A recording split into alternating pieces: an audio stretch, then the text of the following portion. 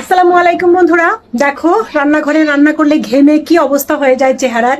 তো আমি একটা ভিডিও দিয়েছিলাম যে আমরা মেয়েরা রান্নাঘরে অনেক কষ্ট করে রান্না করি, তারপরও দেখা যায় যে বাড়ির মানুষ খুব একটা মূল্যায়ন করে না।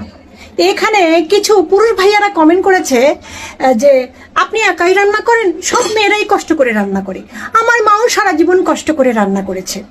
তো যারা এই ধরনের কথা বলে, আমার মনে হয় না আপনারা নিজেদের মাকেও সঠিক সম্মানটা দিতে পেরেছেন।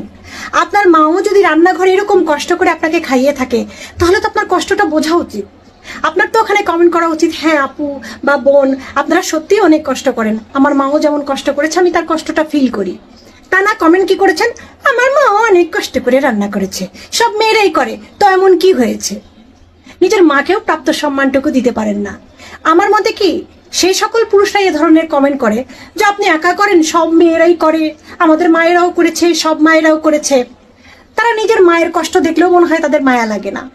যারা নিজের মায়ের কষ্টতে কষ্ট পায়, তারাই একমাত্র তার বউয়ের কষ্টটা বুঝতে পারে, ফিল করতে পারে। তো নিজের মাকে আগে সম্মান করতে শিখুন। রান্নাঘরে ভিডিও করি আমরা মেয়েরা, এখন অনলাইনের যুগ, আমরা চেষ্টা করছি নিজেরা ঘরের কাজ দিয়ে নিজে একটু স্বাবলম্বী হওয়ার। তা আপনাদের এত জলে কেন রে ভাই? একটু ভালো মেন্টালিটির হতে শিখুন। নিজের মাও যদি রান্নাঘরে কষ্ট করে রান্না করে, তার জন্য যদি আপনার পরাণ না পড়ে, বউয়ের জন্য পরাণ পড়বে না।